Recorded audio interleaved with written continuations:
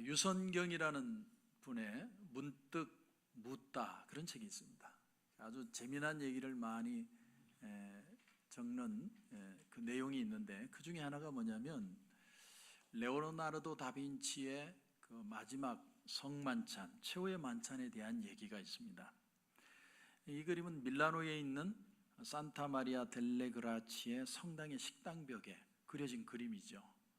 이 그림이 다빈치 그림 중에는 가장 훼손이 심한 그림이라고 합니다. 근데 지금은 거의 다 복원이 돼서 아주 멋있는 그림이 다시 탄생을 했는데, 근데 이 미국의 음식 문화 연구가인 존 바리아노라는 사람이 이 그림을 가지고 논문을 적었습니다. 근데 그 논문의 제목이 아주 독특한 제목입니다. 예수님과 12제자가 먹었던 그 최후의 만찬의 음식 재료는 무엇이었을까라는 논문이었어요. 뭘 먹었을까? 그걸 가지고 논문을 적었어요. 그리고 주제 발표한 내용을 보면 그 최후의 만찬 속에 나오는 그 메뉴는, 여러분도 오늘 집에 가서 한번 보십시오. 메뉴는 장어 요리였다. 장어 요리. 장어. 장어가 아니고 장어. 그리고 예수님의 왼쪽 접시, 왼쪽 앞 접시는 오렌지 슬라이스를 얹은 장어 구이랍니다. 그래서 아주 구체적으로 기록을 했어요. 참 신기하죠. 그렇다면 우리는 이런 질문이 생깁니다. 그러면 정말로 예수님과 12제자가 장어 덮밥을 먹었을까? 아니면 레오나르도 다빈치가 좋아하는 음식이 장어 덮밥이었을까? 이런 질문을 하게 돼요. 근데 곰곰이 생각해 보면 예수님과 제자들이 장어를 잡아서 먹지는 않으신 것 같고, 다빈치가 즐겨 먹던 음식이 장어라는 거예요. 다시 말하면 다빈치가 자기 것으로 재해석한 겁니다. 내가 만약에 최후의 만찬을 먹는다면 나는 어떤 걸 먹을까? 그러니까 다빈치는 생각나는 게 장어 덮밥이었다는 거예요. 만약에 제가 그림을 그린다면 아마 거기다가 갈비찜을 그리지 않았을까 이렇게 생각을 하는데, 뭘 말해주느냐면, 이게 참 재밌는 얘기인데, 다빈치가 비록 음식을 가지고 재해석을 했지만 오늘 이 시간에도 우리는 예수님의 그 성만찬의 미닝을 내 것으로 재해석할 줄 알아야 된다라는 겁니다. 계속해서 신앙적으로 재해석할 필요가 있습니다. 그렇다면 성만찬을 통해서 오늘 우리도 성찬식이 있는데, 예수님이 주시고자 하는 미닝이 진짜 뭘까? 요한복음 6장에 보면요, 예수님이 오병이어의 기적을 행하시고 그 다음날 아침 일찍 사람들이 찾아온 겁니다. 그때 예수님이 뭐라고 대답을 하시냐면, 너희가 나를 찾는 이유는 떡을 먹고 배부른 까닭이다. 그리고 하시는 말씀이 뭐냐면, 나는 하늘에서 내려온 살아있는 떡이니 사람이 이 떡을 먹으면 영생하리라. 내가 줄 떡은 곧 세상의 생명을 위한 내 살이니라. 그리고 말씀하시길, 내 살은 참된 양식이요 내 피는 참된 음료로다. 그 말을 듣고요, 많은 제자가 떠나갔다고 그랬습니다. 그것뿐만이 아니라 다시는 주님과 함께하지 않았다고 표현합니다. 그럼 이 미닝이 뭘까? 고린도전서 11장을 가면 예수님이 제자들과 성만찬을 하는 그 내용이 다시 기록이 됩니다.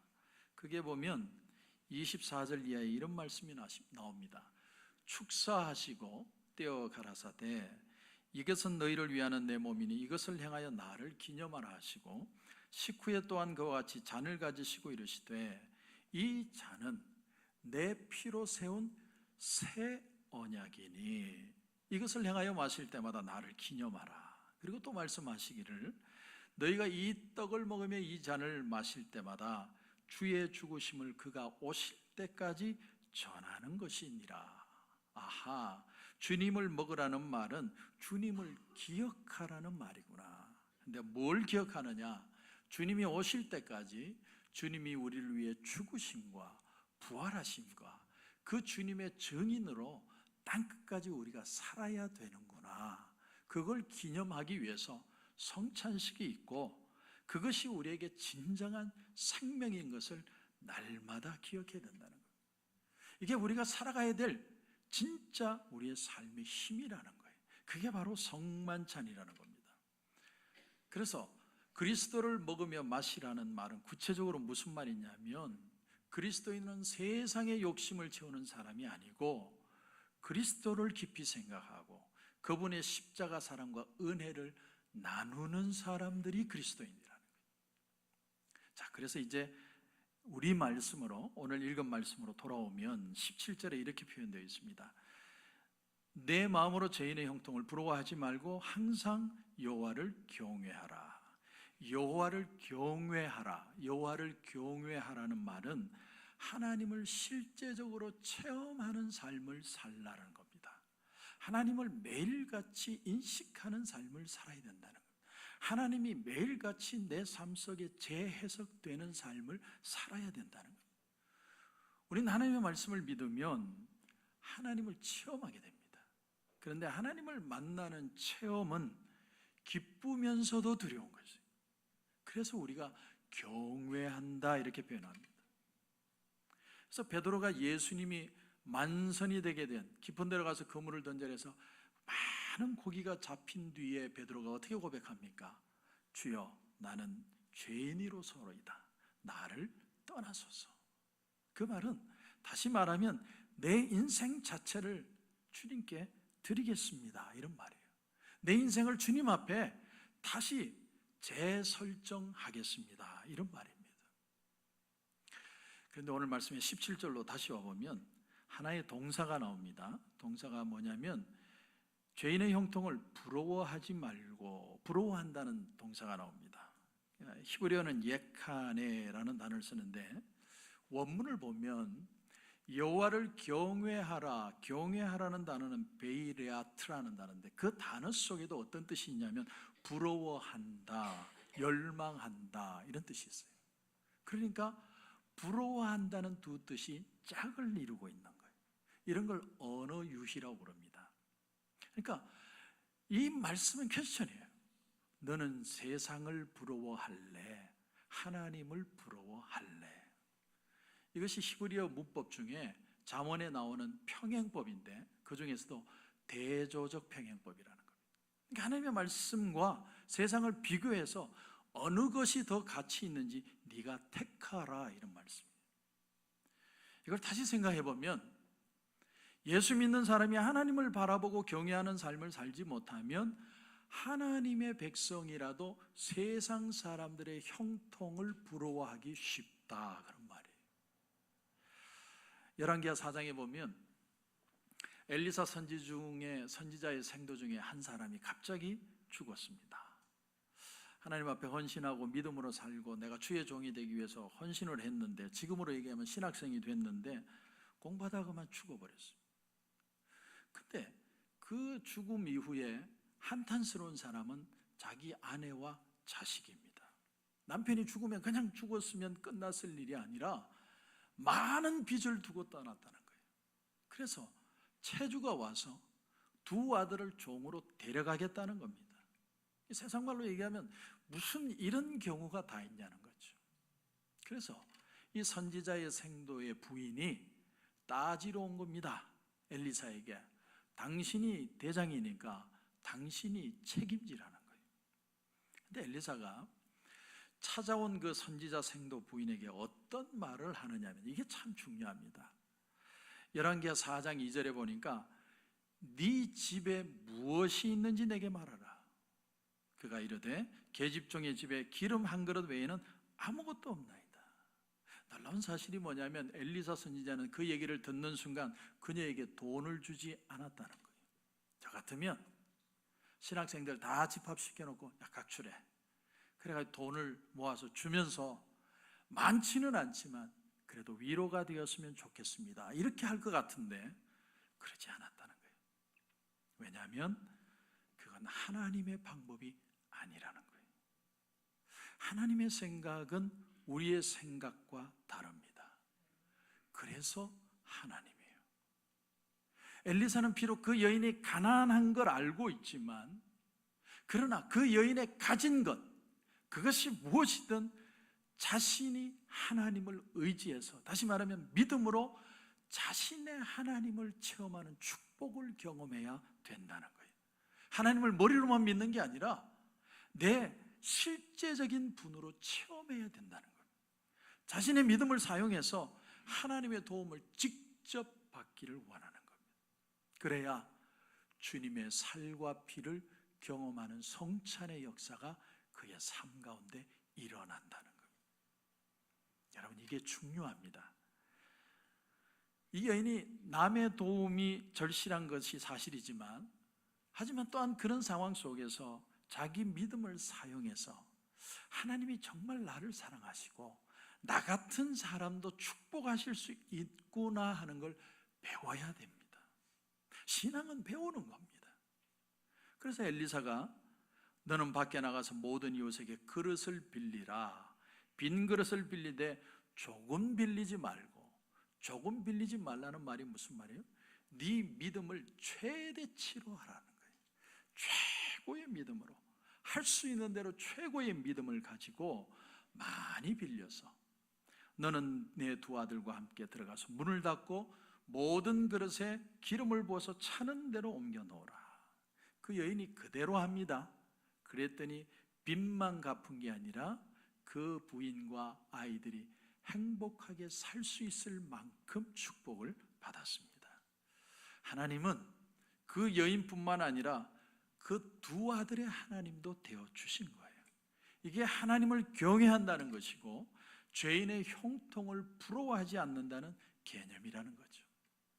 그래서 여러분, 오늘 말씀에 여러분 다시 보면 내 마음으로 죄인의 형통을 부러워하지 말고 항상 여호와를 경외하라. 그렇게 하면 정령이 내 장래가 있겠고 내 소망이 끊어지지 아니하리라.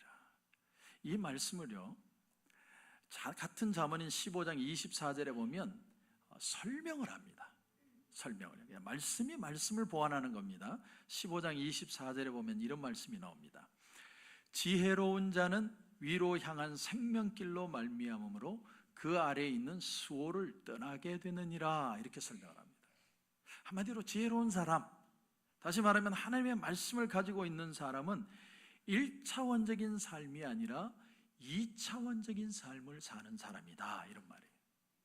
하나님의 말씀이 없는 사람들은 이 세상을 살면서 내 노하우, 내 처세술, 내 경험으로 살고 사람들을 직접 대하는 평면적인 삶을 살기 때문에 언제 위험이 닥치고 어떻게 될지를 모른다는 거죠. 그러나 하나님의 인도함을 받는 사람은 하나님 가라고 하는 대로 갑니다.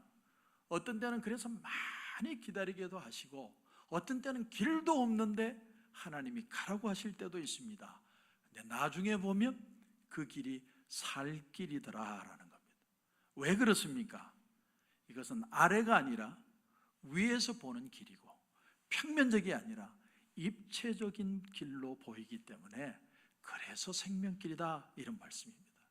결국 이 말씀이 보여주는 건 뭡니까? 말씀을 끝까지 붙드는 사람은 결코 패망할 수 없다라는 거죠. 이스라엘 백성들이 애굽에서 400년 동안 노예 생활을 하다가 이스라엘 백성들의 마음속에 오로지 적이 하나 있다면 그 적은 바로였습니다. 바로에게서 벗어나서 내가 자유를 얻으면 진짜 행복할 것이다 라는 생각만 가지고 살았습니다. 그래서 하나님 앞에 부르짖고 하나님의 도우심을 구하고 그것이 하늘에 상달되어서 모세가 그들을 이끌고 애굽을 나왔죠. 근데 놀라운 사실이 뭐냐면 이제는 주적이 사라진 겁니다. 그러면 문제가 없어져야 되잖아요. 근데 문제가 없어지는 게 아니라 여전히 갈등이 있고 여전히 시험이 있고 여전히 죽을 일이 있고, 옛날에는 바로만 원망하면 됐는데 지금 바로가 죽는 바람에 바로에게 원망도 못합니다. 원망할 일이 있어도 못합니다. 그들의 삶에는 계속 문제가 있고 실족할 만한 일들이 계속 일어나는데 적은 없어요. 아마 여러분이 적이라고 말은 하지 않겠지만 여러분의 삶 가운데도 저 사람 때문에 내 인생이 망쳤다, 저 사람만 없으면 내가 참 인생이 편할 텐데, 여러분의 삶에도 그런 사람이 있을 수 있습니다. 그런데 그런 사람이 없어진다고 해서 여전히 내 마음이 행복하고 좋은 게 아니라 여전히 불편하고 힘들고 고통스럽다면, 그렇다면 여러분이 진짜 적은 그 사람이 아닙니다. 그러니까 여러분이 진짜 적은, 저와 여러분의 삶의 진짜 적은 우리 안에 있는 것인데, 이 속에 있는 적은 우리가 원망한다고 없어지지 않더라라는 거예요. 프랑스의 실존 철학자였던 사르트르가 지은 책 중에 폐문, No Exit이라는 책이 있습니다. 그 책에 보면 어떤 세 사람이 방문이 완전히 잠긴 방 안에, 거울도 없는 방에 갇혀서 삽니다. 갇혀 있으니까 힘들죠. 어렵죠. 불평을 합니다. 원망을 합니다. 또 불평하다가 그 문을 어떻게 해서든 따려고 애를 씁니다. 근데 문을 열 수가 없습니다. 점점 지치고 힘들고 원망과 불평은 더 쌓여갑니다. 그러던 어느 날 닫혔던 문이 그냥 활짝 열리면서 그들에게 자유가 주어졌습니다. 어디로든 자유롭게 떠날 수 있습니다. 그런데 이상한 현상이 일어났습니다. 그토록 자유를 갈망했는데 그들이 문이 열리고 나니까 스스로 갇히기를 원하는 거예요. 그대로 남기를 원하는 거예요. 이유가 뭔 줄 아십니까? 갇혀 있을 때는 갇혀 있는 게 괴로웠습니다. 근데 정작 문이 활짝 열리고 나니까 밖으로 나가는 게 두려워진 거예요. 갇혀 있는 공간은 비좁고 힘들고 고통스럽지만 내가 알 수 있는 곳이고, 밖이라는 것은 넓고 튀어있고 무언가 기대도 있지만 알 수가 없기에 두려운 곳이다. 그래서 그 소설을 보면 그 세 사람이 그냥 거기에 갇혀 있는 것으로 끝납니다. 마찬가지로 이스라엘 민족도 차라리 노예로 있을 때가 우리에겐 좋았다. 바로가 있을 때는 바로 때문에 못 살 것 같았는데 바로가 없어지고 나니까 차라리 바로 밑에 있을 때가 좋았다. 여러분, 주인이 없어지고 자유를 얻고 나면 내가 주인이 돼야 되는데 주인 되는 게 익숙하지 않고 주인 되는 게 두렵고 주인 되는 게 불안해서 다시 노예의 삶으로 돌아가고 싶은, 그래서 모세에게 끊임없이 불평하는 내용은 하나밖에 없습니다. 애굽에 있을 때가 더 좋았다. 우리는 그런 성경 구절을 읽으면 이 사람들 정말 정신이 있나 없나, 정말로 이상한 사람들이네, 우리가 이런 식으로 생각하기 쉽지만 여러분, 그 사람들이 이상한 게 아니고 우리도 그렇게 살고 있어요. 우리도 그때가 편했다, 내가 구속받고 힘들지만 그때가 더 살기가 좋았다, 내가 내 인생을 스스로 책임지는 게 어렵다는 거예요. 누가 해주겠지 하고 기다릴 때가 오히려 낫다는 겁니다. 그래서 이제 이스라엘 백성들이 애굽에서 나온 다음에 하나님이 제일 먼저 하신 일이 뭐냐면 그들에게 율법을 주신 거예요. 십계명을 주셨습니다. 우린 율법을 배울 때마다 우리가 뭘 해야 되는지를 하나님이 간섭하기 위해서 외부로부터 우리에게 주입한 것이다, 이렇게 생각하기 쉽지만 하나님이 우리의 삶을 간섭하기 위해서 우리의 삶에 주입한 게 아니라 하나님이 십계명을 주신 이유는 뭐냐면 우리가 자율적으로 살도록 돕기 위해서. 이스라엘 백성들이 가이드라인을 가지고 그 가이드라인만 지키면 얼마든지 자유 안에 자율적인 삶을 살 수 있다는 걸 주시기 위해서, 말씀을 지키는 만큼 내 자신의 가치가 크다는 걸 느낄 수 있도록 만들기 위해서 말씀을 주신 겁니다. 그런데 뭐와 같으냐면 지도를 하나 주고 길을 가라는 것과 같습니다. 근데 400년 동안 노예로 살았던 이스라엘 백성들은 주인이 됐는데 이제 막상 살려고 보니까 하나님의 말씀을 붙들고 사는 것이 또 힘들어지는 거예요. 하나님이 오늘도 저와 여러분에게 주시는 말씀의 의미는 뭐냐? 이 말씀을 붙들고 배우고 말씀을 적용하면 우리의 삶의 참 가치가 드러나도록 하나님은 오늘도 저와 여러분에게 말씀을 주신다는 사실입니다. 우리가 이 세상을 보면 처음에는 길이 보이지 않습니다. 도대체 뭘 소망으로 살아야 될지 깝깝할 때가 많습니다. 그리고 믿음으로 걸어가면 굶어 죽을 것 같고 결혼도 하지 못할 것 같고 살 집도 없어서 거리에 나앉을 것 같은 두려움들이 있습니다. 근데 정말로 하나님의 말씀을 붙들고 나가면 이상하게 조금씩 길이 열리기를 시작합니다. 그러다가 나중엔 길이 점점 넓어지고 점점 더 큰 하나님의 축복을 경험하게 됩니다. 그런 인물 중에 하나가 성경에 나오는 요셉입니다. 요셉은 꿈 한 번 때문에 인생이 파란만장해진 사람입니다. 우린 여기서 꿈은 인간이 가지는 게 아니라 하나님이 주시는 것이다 라는 걸 알 수 있습니다. 김정은이 푸른 꿈을 안고 60시간을 기차를 타고 하노이로 왔더니 떡 줄 사람은 생각도 하지 않고 있더라. 그래서 일장춘몽이 됐습니다. 저는 거기서 배우는 게 뭐냐면 꿈도 하나님이 주시고 꿈도 하나님이 함께 해주셔야 그것이 축복이 될 수 있다. 그게 바로 요셉이죠. 요셉은 하나님이 주신 꿈 때문에 형들의 미움을 받아서 애굽의 종으로 팔려고 나중에는 감옥의 노예가 됐습니다. 근데 요셉이 하나 다른 점이 뭐냐면 어느 곳에 가도 하나님을 경외하고 어떤 일을 만나도 원망하지 않고 어떤 상황에서도 최선을 다했다는 거예요. 그는 허드렛 일도 최선을 다했습니다. 그리고 원망하지 않았습니다. 일이 생길 때마다 이렇게 생각했습니다. 하나님이 내 형편 아신다. 그리고 감옥에서 만난 바로의 신하의 꿈을 풀어주었더니 그것이 연결고리가 되어서 바로의 꿈을 풉니다. 바로의 꿈을 풀었더니 국무총리가 되었습니다. 그런데 그때 바로가 한 말이 중요합니다. 바로가 요셉을 보고 뭐라고 얘기를 하냐면 이와 같이 하나님의 영에 감동된 사람을 우리가 어찌 찾을 수 있으리요. 여러분 세상 사람들도요 우리에게 하나님이 함께 하는지 안 하는지 보면 압니다. 그러니까 여러분 권위나 존경이라는 것은 어디서 오느냐? 하늘로부터 오는 거예요. 모든 존경은 하늘로부터 옵니다. 여러분이 비즈니스를 하면서 부하 직원에게나 아니면 집안에서 아빠로서 또 사람들을 만날 때 여러분을 함부로 대하지 않고 여러분의 말을 따르고 인정해 주고 신뢰하는 그 근거가 뭐냐? 하나님이 함께 하시느냐 안 하느냐, 이게 기준이에요. 더 중요한 건 요셉은 총리가 된 후에도 그 대국, 애굽이라는 대국의 그 경제 위기를 조금도 위축되지 않고 넉넉하게 해결해냈다는 거예요. 이게 놀라운 사실이에요. 여러분 생각해 보세요. 팔레스타인 그것도 한 부족도 아니고 12아들 중에 하나였던 요셉이 그 큰 애굽 총리의 역할을 맡았을 때도 하나도 실수 없이 넉넉하게 축복되게 이 일을 이뤄냈다. 그런데 그 모든 것이 어디서 시작이 됐냐?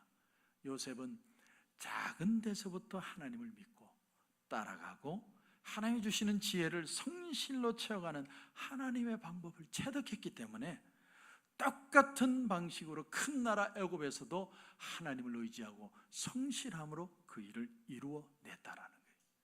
그래서 마태복음 25장 21절에 보면 이런 말씀이 나오죠. 잘하였도다 착하고 충성된 종아, 네가 적은 일에 충성하였으며 내가 많은 것을 내게 맡기리니 내 주인의 즐거움에 참여할지어다. 이 말씀이 그래서 이루어지는 거예요.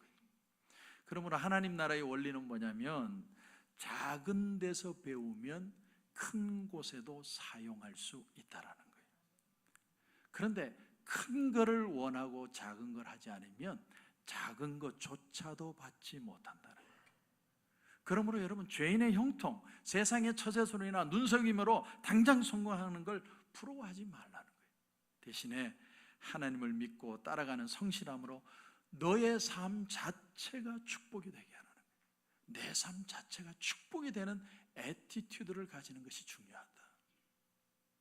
그 애티튜드를 시편 119편 32절에 보면 시편 기자가 이렇게 고백합니다. 주께서 내 마음을 넓히시면 내가 주의 계명들의 길로 달려가리이다. 내 마음을 넓힌다. 이걸 어떤 성경에 보니까 understanding 이렇게 표현했습니다. 하나님의 말씀이 더 이해가 되어서 그 말씀을 더 따라가게 해 주옵소서라고 기도했다라는 거예요. 여러분 사람이 건강하고 축복받고 있는 게 진짜 축복이 아니라 평온할 때는 모르는데 고통이 찾아오면 하나님의 놀라우심을 이해하게 됩니다. 항상 건강했을 때는 야, 건강 오는 게 축복이구나, 이게 축복이구나 생각했는데 병을 통해서 고통을 당해보니까 그 병을 통해서도 하나님은 나를 축복하시는 거예요. 제가 최근에 느끼는 겁니다. 병드는 것도 하나님이 더 건강하게 하시는 하나님의 축복이구나. 고통이 찾아오면 하나님에 대한 이해만 넓어지는 게 아니에요. 다른 사람에 대한 이해도 넓어지기 시작합니다. 마음이 넓은 사람들을 보면요, 대개가 과거에 고통을 많이 당해본 사람이에요.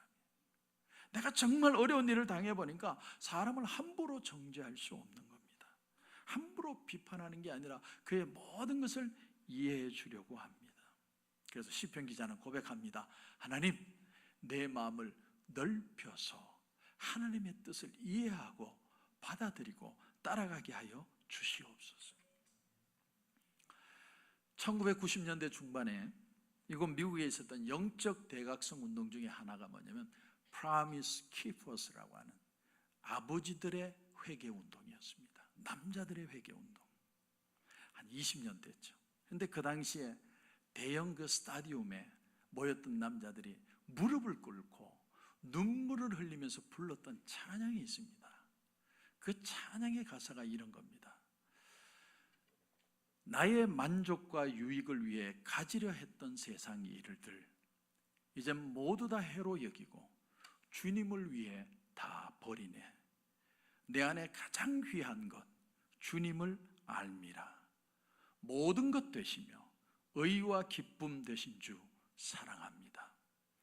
부활의 능력 체험하면서 주의 고난에 동참하고 주의 죽으심 본을 받아서 그의 생명에 참여하네. 내 안에 가장 귀한 것 주님을 알미라. 모든 것 되시며 의와 기쁨 되신 주 사랑합니다. 눈물을 흘리면서 불렀습니다. 십계명은 말씀합니다. 나를 사랑하고 내 계명을 지키는 자에게는 천대까지 은혜를 베푸느니라. 집안이 대대로 복된 집안이 되려면 부모나 자식이 머리만 좋고 좋은 대학만 들어간다고 되는 게 아닙니다. 먼저 부모가 하나님의 말씀을 의지하고 자신의 말과 행동을 절제할 줄 알고 자녀들에게 다른 어떤 것보다도 하나님의 말씀에 귀를 기울이도록 만들 때 그 집이 대대로 복받는 역사가 일어납니다. 이것이 장래가 있고 소망이 있다는 말씀의 뜻입니다. 부모가 세상에서 돈 좀 벌었다고 자기 하고 싶은 대로 다 하고 즐기고 싶은 거 다 즐기고 자기 할 말 다 하고 살면 이상하게 자식들이 아무리 잘 믿으라고 해도 말을 듣지 않고 이상하게 반항적인 자식이 되어버립니다. 그런 부모는 다음 세대가 축복받는 길을 막아버리는 겁니다. 그래서 장래도 없고 소망도 끊어집니다. 저는 바라기는 저와 여러분의 가정이 대대로 축복받는 역사가 일어나기를 주님의 이름으로 축원합니다. 하나님을 정말 경외하십시오. 하나님을 가까이 하셔야 하나님을 이해할 수 있는 그 폭이 더 넓어져야 하나님의 은혜로 승리할 수 있습니다.